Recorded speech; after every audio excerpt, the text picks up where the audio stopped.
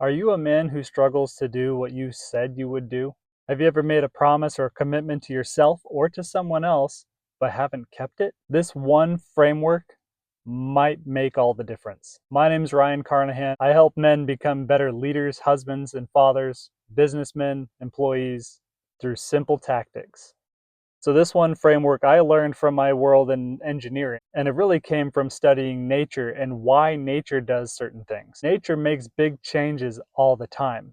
Water will flow down a hill. Heat will transfer from one material to another. And the same law that is causing energy to flow in all of these cases, it's the same principle. It has two parts to it. One is, what is the energy difference between this side and this side? What's the gap? And the second is, what's the resistance in between the two? You can play with these two variables to increase or decrease the amount of flow. If you want a lot of water to flow, you get a big pressure on one side, a low pressure on the other. You widen that gap as big as you can, and you reduce the amount of friction in between. If you only want a little bit of water to flow, you shrink the gap down to nothing and you jack up the resistance. The same principle applies to human psychology. If you want your energy and attention to flow in a certain direction to make a big change in your life, you've got to get these two variables dialed in. You need a really wide gap and you need as little resistance as possible. So let's look at both variables and how we can do this in practice. If you want to widen the gap between where you are and where you want to go, you need to make the other side look as good as you possibly can. Make it attractive. And you need to make where you're standing as uncomfortable as you possibly can. Let's take this analogy and look at it a different way. Imagine you're standing on one side of a whole chasm and you want to get to the other side of the chasm.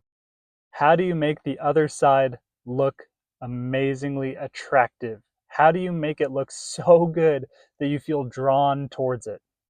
Something I've done for myself in the past and something I'm currently doing now. I'll write a letter to myself now from my future self, where my future self can describe how awesome it is to live the life that he's living.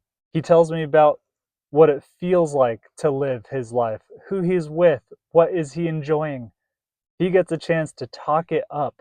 I also have a vision board where I have lists of my dream lifestyle, my dream home, my dream bank account balance, right? Like I have all these dreams written down crystal clear on what it is, what it looks like, what it will feel like when I have it, so that at any time I can close my eyes and I can feel how amazing that is. That's the vision, that's the mission, that's the lightning rod I'm driving towards. The other side of the chasm is where we are, and I need to make that as uncomfortable as possible so that I feel pushed away from it and towards what's good. That's how you widen the gap. You make this awesome and you make this unbearable to stay here. Again, one thing I've done is write a letter to my future self from my current self, where I explain all of the struggles that I'm having, all of the problems that keep repeating and keep happening, all of the character flaws that I see in myself, and I project that out. If I do nothing at all, if I don't change anything about my character, how I approach life, then in 3 years, I'm going to be in the exact same spot, probably worse. Because if I'm stuck in unhealthy patterns and cycles, then over time, I'm going to be losing out on opportunities. My relationships are going to be damaged. I'm going to become less resilient. I'm on a downhill slope. So, with those two perspectives, I can clearly see the gap. I can see who I am now, and I can see who I need to become to get to the other side of the chasm. Then the only thing left to do is to reduce resistance between the two. Between the two sides of the chasm, do you have a really fragile tightrope? Do you have a rope bridge? Do you have a 4-lane highway, all concrete and rebar steel? Is the path covered in glass? Are there snakes at the bottom of the pit? What is keeping you from getting to the other side? There are a couple of different ways that you can reduce resistance. One is to take away things that are inhibiting you, and the other is to add in a whole bunch of positive structure that makes it easier. And usually we do both at the same time, where we're taking away bad and we're exchanging it for positive structures. So let's focus on what you take away first.